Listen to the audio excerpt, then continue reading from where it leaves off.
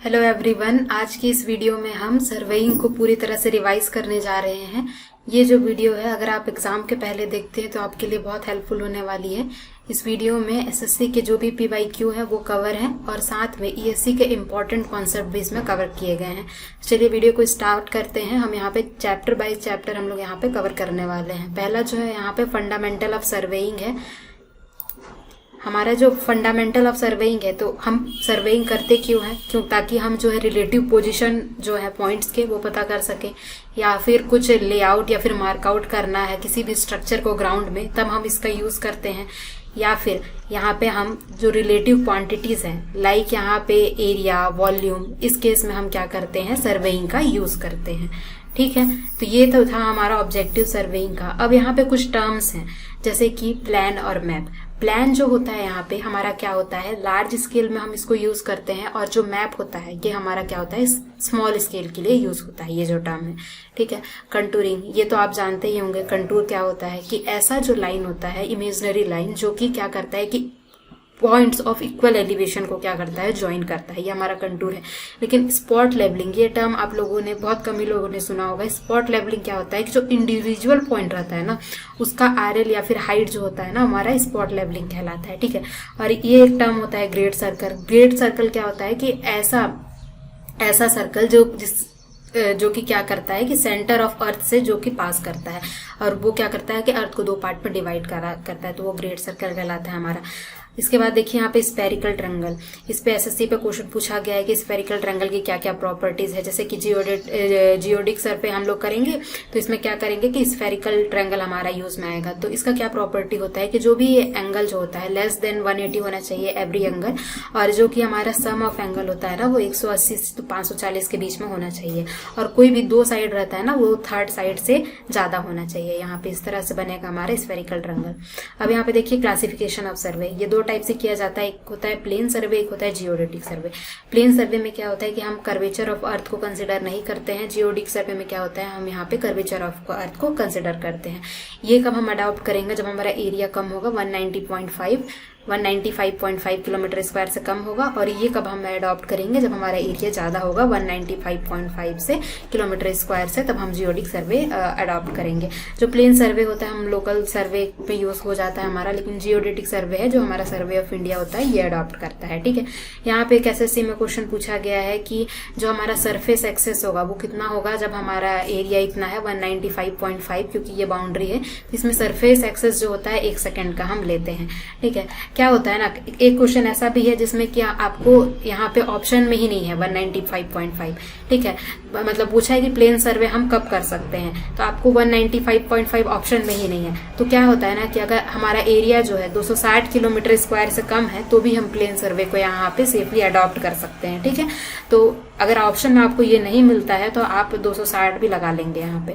और यहाँ पे देखिए ये भी क्वेश्चन पूछा गया है कि जैसे ए से बी है कोई लाइन, ठीक है, इसको हम यहाँ पे लीनियरली मेजर कर रहे हैं, जिसका लेंथ 18.5 किलोमीटर का है, और इसका हम कर्वेचर कंसिडर कर रहे हैं 18.5 किलोमीटर का ही है। तो इसमें जो डिफरेंस होगा ना, कितने का डिफरेंस होता है, तो ये कितने का होता है, 10 mm का हम ला रहे हैं, जो लेंथ का डिफरेंस आता है वो आता है। ठीक है, इसमें भी आपको वेरिएशन मिलेगा, जैसे कि बहुत सारे बुक में ये आंसर दिया गया है 1.52 सेंटीमीटर का डिफरेंस आता है, लेकिन एसएससी में जो आंसर ये ऑप्शन में ही नहीं था, तो वहां पे ना हमने आंसर 1 सेंटीमीटर को हमको लेना है, अगर 1 सेंटीमीटर ऑप्शन में है तो। ठीक है, अब यहाँ पे देखिए कि क्लासिफिकेशन बेस्ड और पर्पस ऑफ सर्वे। यहाँ पे 5 टाइप के सर्वे होते हैं। पहला है टोपोग्राफिक। टोपोग्राफिक में क्या करते हैं, हम लोग नेचुरल फीचर्स को कंसीडर करते हैं, जैसे कि, और इसमें जो स्केलिंग होगा वो क्या हो जाएगा, 25K से 1000K के बीच का रहेगा। कैडेस्ट्रियल में क्या करते हैं यहाँ पे कि जो प्रॉपर्टी जो बाउंड है उसको हम सर्वे करने के लिए यूज करते हैं, जैसे कि आप किसी स्टेट को क्या जो बाउंड्री है उसको मार्क आउट करना चाहते हैं, या फिर जैसे कंट्री का बाउंड्री है उसको मार्क आउट करना चाहते हैं, तो कैडेस्ट्रियल यूज होगा, और इसमें जनरली हम लोग रिवेन्यू चेन का ही यूज करते हैं। ठीक है, अब यहाँ पे देखिए कि इंजीनियर्स यस, इंजीनियरिंग सर्वे क्या होता है, ये जो है हाईवे या फिर रेलवे, ये सब के लिए यूज होता है। इसका जो स्केलिंग होता है 1250 से 5000 के बीच में होता है। एक होता है हाइड्रोग्राफिक, ये वाटर बॉडीज के लिए करते हैं, इसको बैथोमेट्रिक सर्वे भी बोलते हैं। और एस्ट्रोनॉमिकल क्या होता है कि जब हमको लॉन्गिट्यूड, लैटिट्यूड, ये सब आपको निकालना रहेगा ना मीन टाइम, तब हम इसको यूज करते हैं। अब यहाँ पे इंस्ट्रूमेंट के बेस पे भी सर्वे को क्लासिफाई किया जाता है, जैसे कि chain survey, compass survey, theodolite, levelling, tacheometry, ये सारे को हम डिटेल में देखेंगे। यहाँ पे बस आप एक ब्रीफ में देख लीजिए कि चेन सर्वे क्या होता है, लीनियर मेजरमेंट के लिए होता है। कंपास सर्वे क्या होता है, हॉरिजॉन्टल, यहाँ पे बस हॉरिजॉन्टल के लिए होता है, एंगल या फिर डायरेक्शन करना है। तो थियोडोलाइट में एंगल भी होता है, लेकिन हॉरिजॉन्टल वर्टिकल दोनों हो सकता है। लेवलिंग में क्या होता है कि एलिवेशन हम निकालते हैं वेरियस पॉइंट का, ठीक है, ये लेवलिंग होता है। टेक्योमेट्री में डिस्टेंस निकालते हैं हॉरिजॉन्टल एंड वर्टिकल, ठीक है। तो ये इस तरह से हमारा इंस्ट्रूमेंट था। अब यहाँ पे देखिए कि हमारा जो नेक्स्ट है सर्वे टाइप फोटोग्रामेटिक, ये इसमें क्या होता है कि जहाँ हमारा इनएक्सेसिबल एरिया है, ठीक है, तो इसमें फोटोग्राफ की मदद से हम सर्वे करते हैं। जब हमारे पास टाइम कम है, एरिया ज़्यादा है, तब हम इस टाइप का सर्वे को यूज़ करते हैं, ठीक है। अब देखिए principle of surveying. Principle of surveying हमारा कैसे काम करता है, पहला होता है होल टू पार्ट, क्यों हम करते हैं, ताकि हम एरर को कम कर सके, लोकलाइज कर सके। और दूसरा क्या है, locate a point by at least 2 measurement. 2 measurement आपका 2 एंगल हो सकता है, 2 लाइन हो सकता है, या फिर 1 एंगल 1 लाइन हो सकता है। ये दोनों प्रिंसिपल आपको याद रखना है। डायरेक्ट क्वेश्चन में यही लाइन बाय लाइन देके पूछ दिया जाता है। अब देखिए यहाँ पे कि करेक्ट सीक्वेंस ऑफ सर्वेइंग क्या होता है, तो पहले क्या होता है, ट्रैफिक करते हैं, ट्रैफिक सर्वे या फिर मैप सर्वे एक ही होता है। रिकॉग्नाइजेंस में क्या हम यहाँ पे करते हैं कि हम पहले जाके एक्सप्लोर करते हैं जो हमारा फील्ड है उसको। प्रीलिमिनरी में क्या करेंगे, वहाँ पे डाटा कलेक्ट करेंगे, डिटेल में वहाँ पे डिटेल सर्वे करेंगे, जिसको लोकेशन सर्वे भी करते हैं। इसका सीक्वेंस आपसे पूछ दिया जाता है अरेंज करने के लिए एसएससी में, इसको ऐसे याद रखिए। टीआरपी क्या होता है, पॉपुलैरिटी आप जानते हैं, टीआरपी से मेजर करते हैं। तो टी से हमारा ट्रैफिक हो गया, आर से रिकॉग्नाइजेंस और पी से प्रीलिमिनरी, और आखिरी में ये डी डिटेल वाला, या फिर इसको एमआरपी से भी आप याद कर सकते हैं। एमआरपी किसी भी दुकान में जाते हैं तो आप किसी भी सामान का एमआरपी देखते हैं, तो यहाँ पे मैप हो गया, रिकॉग्नाइजेंस, और ये क्या होगा, प्रीलिमिनरी, या आखिरी में डिटेल। तो इस तरह से आप याद करेंगे। इसके बाद देखिए यहाँ पे स्केल कैसे निकालते हैं आप, तो length of line on plane को upon length of line on ground, तो इस रेशियो से आप स्केल निकाल लेंगे। स्केल आप हमारा 2 टाइप का होता है, एक ग्राफिकल होता है, एक न्यूमेरिकल होता है। ग्राफिकल में क्या आता है हमारा, जैसे डायगोनल स्केल होगा, प्लेन स्केल होगा। एसएससी में पूछ दिया डायगोनल स्केल क्या होता है, कौन कौन से मतलब कितने टाइप के यूनिट मेजर कर सकते हैं, तो क्या होता है इसमें कि सेंटीमीटर, मीटर और डेसीमीटर 3 टाइप के यूनिट मेजर कर सकते हैं। प्लेन स्केल हमारा 2D टाइप का स्केल होता है, तो ये ग्राफिकल में आता है। न्यूमेरिकल 2 टाइप का होता है, एक होता है इंजीनियरिंग स्केल और एक होता है रिप्रेजेंटेटिव फ्रैक्शन, तो ये 2 टाइप के होते हैं। तो इसमें पूछा क्या जाता है ना कि जो ग्राफिकल स्केल होता है ना वो अनअफेक्टेड बाय श्रिंकेज होता है, ठीक है, लेकिन न्यूमेरिकल स्केल क्या होता है कि अफेक्टेड बाय श्रिंकेज होता है। तो बेटर कौन है यहाँ पे, ग्राफिकल स्केल बेटर है, ठीक है। इसमें पूछ दिया जाता है कि कौन सा अनअफेक्टेड बाय श्रिंकेज है, तो हमेशा आप ग्राफिकल को लेंगे, ठीक है। इंजीनियरिंग और रिप्रेजेंटेटिव फ्रैक्शन क्या है, अफेक्टेड बाय श्रिंकेज है। अब देखिए यहाँ पे क्या होता है कि जो आरएफ होता है हमारा, अगर उसका डिनोमिनेटर अगर ज़्यादा है तो स्केल कम होगा। जैसे कि आरएफ आपको दिया हुआ है, एक आरएफ है 1/5000 और एक जो है 1/1000, तो किसका स्केल ज़्यादा है, तो डिनोमिनेटर किसका ज़्यादा है, 5000 वाला ज़्यादा है, तो स्केल क्या हो जाएगा 1/1000 जो होगा ग्रेटर स्केल होगा एज कम्पेयर टू 1/5000। ये सब चीज़ें आपको तभी समझ में आएगी जब आपने पहले भी सर्वे पढ़ा हुआ है, क्योंकि यहाँ पे मैं डिटेल में नहीं कवर कर रही हूँ, सिर्फ ऊपर से एज ए रिविजन ये एक वीडियो है आपके लिए, ठीक है। तो देखिए यहाँ पे अब दूसरा एक टर्म है श्रंक स्केल। श्रंक स्केल क्या होता है, इसको हम अगर आपको ओरिजिनल स्केल दिया है, श्रंक फैक्टर दिया है, तो ये दोनों को मल्टीप्लाई करेंगे तो आपको क्या निकल जाएगा, श्रंक स्केल निकल जाएगा। इसको कंफ्यूजन होता है तो ऐसे याद रखिए, श्रंक स्केल में क्या है 2 एस है, ओरिजिनल स्केल में 1 एस है, श्रंक फैक्टर में 1 एस है। एस और एस मल्टीप्लाई होकर क्या दे रहा है, डबल एस दे रहा है। तो श्रंक स्केल में क्या करते हैं, ओरिजिनल स्केल और श्रंक फैक्टर को मल्टीप्लाई करते हैं, ऐसे याद रखेंगे, ठीक है। और यहाँ पे श्रंक फैक्टर को क्या बोलते हैं, श्रंक रेशियो भी बोलते हैं। ये क्या होता है कि जो हमारा श्रंक हो गया है टेम्परेचर प्रेशर जिसके कारण भी जो स्केल है उसका लेंथ अपॉन ओरिजिनल लेंथ, तो ये हमारा क्या देता है, श्रंक रेशियो या फिर श्रंक फैक्टर देता है। और ऑब्वियसली ये जो रेशियो होगा वो क्या होगा, लेस देन 1 होगा, क्योंकि ओरिजिनल लेंथ क्या होगा, हमेशा ज्यादा होगा और श्रंक लेंथ हमेशा क्या होगा, कम होगा, तो ये फैक्टर हमेशा क्या आएगा, लेस देन 1 आएगा। अब देखिए यहाँ पे कि जो श्रंक फैक्टर है ना, इसको हम क्या, अभी तो मैंने बताया कि major distance upon correct length, ठीक है। यहाँ पे ये श्रंक लेंथ या फिर ओरिजिनल लेंथ से, अगर ये एरिया के टर्म में दिया हुआ है तो यहाँ पे क्या हो जाएगा कि श्रंक फैक्टर का स्क्वायर हो जाएगा। अगर यहाँ पे वॉल्यूम के टर्म में इसी को लिखना है तो यहाँ पे श्रंक फैक्टर का क्यूब हो जाएगा, ठीक है। तो ये इस तरह से आप इसको याद रख लेंगे। और यहाँ पे देखिए ना, error due to wrong scale, ये हम कैसे कैलकुलेट करते हैं, इस पे न्यूमेरिकल पूछा गया है, ठीक है। तो यहाँ पे कौन सा चीज को कहाँ पुट करना है इससे बहुत कंफ्यूजन होता है। तो इसके लिए आपने इसको डायरेक्ट ही याद रखिए। ऊपर में क्या होगा, एक्चुअल डिस्टेंस होगा, नीचे में एक्चुअल टेप लेंथ होगा, इक्वल टू में क्या होगा, measured distance upon nominal tape length. ये क्या है, एक्चुअल अपॉन एक्चुअल, तो ये ट्रू है। मेजर्ड अपॉन नॉमिनल, तो यहाँ पे ये क्या होता है, फॉल्स होता है, ठीक है। ये डिस्टेंस फॉल्स है और ये क्या बोलते हैं, टेप भी फॉल का है, और ये ट्रू डिस्टेंस और टेप का जो लेंथ है। तो इसको इसका यहाँ पे तो ये समझ जाएंगे आप, एक्चुअल अपॉन एक्चुअल होगा, लेकिन यहाँ पे मेजर्ड अपॉन नॉमिनल ये कंफ्यूजन होता है। तो देखिए पहले क्या आता है, एम आता है, उसके बाद एन आता है, तो इसीलिए क्या हो जाएगा, पहले एम मेजर्ड वाला होगा फिर नॉमिनल होगा, ठीक है। तो ये इस तरह से याद रखेंगे, true by true is equal to false by false, तो actual upon actual, measured upon normal, ठीक है। और यहाँ पे देखिए क्वेश्चन में क्या होता है ना, कई जगह ऐसा भी पूछा गया कि करेक्ट लेंथ दे दिया है, आरएफ दे दिया है रॉन्ग स्केल का, और क्या बोलते हैं ओरिजिनल स्केल का, और मेजर्ड लेंथ दिया है तो करेक्ट लेंथ पूछा है। तो इसमें लेंथ पूछा है तो RF of wrong upon RF of right करेंगे, ठीक है, इनटू मेजर्ड लेंथ कर देंगे। अगर एरिया पूछ रहा है तो RF of wrong upon RF of right का स्क्वायर करेंगे बस एरिया में, इनटू मेजर्ड कर देंगे। और सिमिलरली क्यूब पूछ रहा है, वॉल्यूम पूछ रहा है तो यहाँ पे क्यूब कर देंगे। अब देखिए यहाँ पे वर्नियर क्या होता है, दो टाइप का होता है, यहाँ पे डायरेक्ट होता है, रेट्रोगेट होता है। तो डायरेक्ट में क्या होता है कि जो रीडिंग होता है ना वो इंक्रीज होता है in the direction of main scale, तो उसको हम लोग क्या बोलते हैं, डायरेक्ट वर्नियर बोल देते हैं। और इसमें क्या होता है कि अपोजिट डायरेक्शन में इंक्रीज होता है, तो reading is increases in opposite direction of main scale, तो ये हमारा क्या होता है, रेट्रोगेट होता है। इसको ये कैसे याद करेंगे, डायरेक्ट में क्या होता है कि सेम डायरेक्शन में जो रीडिंग होता है मेन स्केल के इंक्रीज होता है।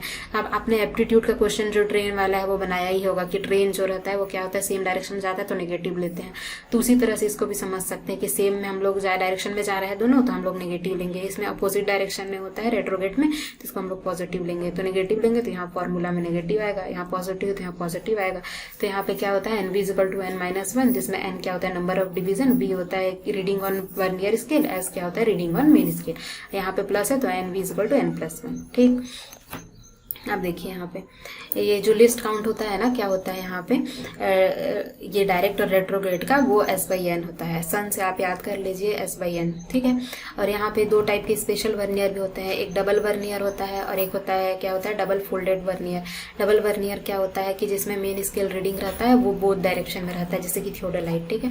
और डबल फोल्डेड में क्या होता है कि जो जैसे फोल्डेड है तो जो टोटल लेंथ है वो हाफ ही हो जाएगा ना, कंबाइंड लेंथ जो का होगा वो, तो ये क्या हो जाएगा, डबल फोल्डेड हो जाएगा। इसका सेक्सटेंट जो होता है, ये इसका एग्जांपल है जो कि हमारा वर्टिकल एंगल को मेजर करने के लिए यूज होता है, ये हमारा सेक्सटेंट। और यहाँ पे कंपास, ठीक है। एक होता है हमारा एक्सटेंडेड टाइप वर्नियर। एक्सटेंडेड में क्या होता है कि इसका जो फॉर्मूला है ये याद रख लीजिए, इसका एग्जांपल है एबने लेवल। इसका फॉर्मूला क्या हो जाता है, n B is equal to 2n minus one. सारे टर्म मैंने बता दिए, लिस्ट काउंट भी सेम ही होता है इसमें। और जो इसमें ये पूछ दिया जाता है, जैसे में पूछा गया है कि स्मॉलेस्ट लेंथ कितना ड्राफ्ट में मेजर कर सकता है, ठीक है, मतलब एक्यूरेसी कितना हो सकता है, तो 0.25 mm, ये आपको याद रखना है। अब देखिए यहाँ पे एरर क्या होता है यहाँ पे कि एरर जो होता है यहाँ पे मेजर्ड वैल्यू में से ट्रू वैल्यू को माइनस करने से आता है, और करेक्शन क्या होता है, true value minus measured value. ये भी कंफ्यूजन है, तो देखिए आप अपने से भी ट्रिक बना सकते हैं, मैं ऐसे ही आपको याद करने के लिए बता रही हूँ। जैसे कि एसएससी का एमटीएस का एग्जाम होता है, तो इसको आप एमटीएस से याद कर सकते हैं, पहले एम आएगा फिर टी आएगा। इसको भी आप जैसे कंप्रेशन टेस्टिंग मशीन होता है हमारा सिविल में, तो फिर CTM, C for correction, T for true और एम फॉर मेजर्ड। तो इस तरह से आप कुछ भी ट्रिक बना के याद कर लीजिए तो आपको कंफ्यूजन नहीं रहेगा। बाकी आप समझ ले रहे हैं तो अच्छी बात है, समझिए, लेकिन क्या होता है ना, इंस्टेंटली याद करने के लिए ट्रिक भी होता है तो फिर सही रहता है। अब देखिए यहाँ पे कि मोस्ट प्रोबेबल वैल्यू क्या होता है ना कि इसका more chances of being correct, मतलब किसी भी रीडिंग का जो ज्यादा से ज्यादा चांस होता है ना करेक्ट होने का, वो क्या कहलाता है, मोस्ट प्रोबेबल वैल्यू होता है। मोस्ट प्रोबेबल वैल्यू का जो डिफरेंस होता है ना ऑब्जर्व वैल्यू के साथ, वो क्या होता है, हमारा रेसिडुअल वैल्यू कहलाता है, ठीक है। तो यहाँ पे देखिए, यहाँ पे जैसे आप लोगों को सिंगल ऑब्जर्वेशन में जो एरर निकालना है, probable error of single observation, तो इसको कैसे निकालेंगे, 0.6745 under root V square upon n minus one. V क्या है यहाँ पे, रेसिडुअल वैल्यू है। आपको मैंने बता दिया observe minus probable, most probable value का डिफरेंस जो है रेसिडुअल होता है, ठीक है। वैसे ही मीन के लिए आपको एरर निकालना है ना, मीन ऑब्जर्वेशन के लिए एरर, तो यहाँ पे बस n आ जाएगा। सेम फॉर्मूला है, बस डिनोमिनेटर में n और आ जाएगा। तो इसको आप लोग रिलेट कैसे करेंगे, mean error is equal to क्या होता है यहाँ पे, सिंगल ऑब्जर्वेशन में error upon under root n, ऐसे आप याद करेंगे, ठीक है। और यहाँ पे देखिए कि एरर जो होता है, आप देखिए कितने टाइप का होता है, दो टाइप का होता है। एक होता है सिस्टमैटिक एरर और एक होता है रैंडम एरर। सिस्टमैटिक के भी अलग अलग नाम है, इसके लिए भी आप ऐसे ही SC ST ऐसे याद रख सकते हैं। तो SC क्या होता है, सिस्टमैटिक होता है, और यहाँ पे क्या होता है, क्यूमुलेटिव होता है, ठीक है। सिस्टमैटिक है एक ही डायरेक्शन में होता है, और क्या बोलते हैं क्यूमुलेटिव है तो वो भी एक ही डायरेक्शन में होगा, ठीक है। तो इसीलिए यहाँ पे सिस्टमैटिक क्यूमुलेटिव सेम ही है, और एक प्रॉपर जो मैथमेटिकल लॉ है इसको फॉलो करता है। और क्या बोलते हैं, इसमें जो एरर होता है वो डायरेक्टली प्रोपोर्शनल टू लेंथ होता है, ऐसे इसको कैलकुलेट करते हैं। और यहाँ पे क्या होता है, रैंडम एरर। रैंडम को RAC से याद कर सकते हैं। RAC क्या होता है, रैंडम। एरर होता है A से एक्सीडेंटल और C से कंपनसेटिंग। ठीक है, रैंडम कुछ भी डायरेक्शन में हो सकता है, कोई मैथमेटिकल लॉ को फॉलो नहीं करता है तो कोई भी डायरेक्शन ले सकते हैं। तो फिर ये इस तरह से इसका नाम है। और क्या होता है यहाँ पे कि जब हम यहाँ पे सिस्टमेटिक एरर को निकाल लेते हैं ना, ये एलिमिनेट हो जाता है, उसी के बाद हम क्या करते हैं, रैंडम एरर को यहाँ पे कंसिडर में करते हैं। ठीक है, और ये क्या होता है कि ये जो एरर होता है √L के प्रोपोर्शनल होता है। अब देखिए यहाँ पे कुछ यूनिट ऑफ मेजरमेंट है जो कि पूछ दिया जाता है, जैसे कि यहाँ पे 1 माइल किसके इक्वल होता है, जैसे 80 घंटर्स के। जैसे 1 फीट इक्वल टू 0.3 मीटर, ये तो आप जानते ही हैं कि 3 मीटर में क्या होता है, यहाँ पे 3 फीट में क्या होता है, 3.2 फीट में 1 मीटर होता है। तो फिर उस तरह से भी आप वो निकाल सकते हैं। और जैसे ये SSC ES में पूछ दिया, ESC में ये क्वेश्चन पूछा है, 1 एकड़ में कितना होता है, 40 घंटास होते हैं। तो ये जो रिलेशन है आप याद कर सकते हैं। 10 टाइम ऑफ घंटर्स चेन क्या होता है, 1 एकड़ होता है। ठीक है, एक घंटर चेन कितना का होता है, 86 फीट का होता है। नॉटिकल माइल ये आप याद कर लीजिए कि क्या होता है, 1.852 किलोमीटर के इक्वल होता है 1 नॉटिकल माइल। अब यहाँ पे देखिए बाकी ये यहाँ पे कुछ क्वेश्चन है जो कि SSC में डायरेक्ट पूछे हैं, जैसे कि maximum length of offset. Maximum length of offset जो होता है वो किस पे डिपेंड करता है, तो आपको किस में डिपेंड नहीं करता है पूछ देगा। तो आपको क्या है, बाकी जो किस पे डिपेंड करता है वो पता होगा, तभी आप नहीं डिपेंड करता है वाला एलिमिनेट कर सकते हैं। ठीक है, ये डायरेक्ट क्वेश्चन पूछा गया है, तभी याद कर लीजिए। स्केल पे डिपेंड करता है, पॉसिबल एरर पे डिपेंड करता है, एक्यूरेसी पे करता है, और method of setting of out perpendicular. तो ये 4 फैक्टर्स हैं जिसमें लेंथ ऑफ ऑफसेट डिपेंड करता है। ये सारे जो टर्म्स है ना आगे चलते चलते और अच्छे से रिवाइज हो जाएंगे। ठीक है, और यहाँ पे देखिए degree of accuracy of offset किस पे डिपेंड करता है, तो लेंथ पे, स्केल पे और यहाँ पे डिटेल पे, ये तीनों पे डिपेंड करता है। ठीक है, तो इसको भी आप याद रख लीजिए।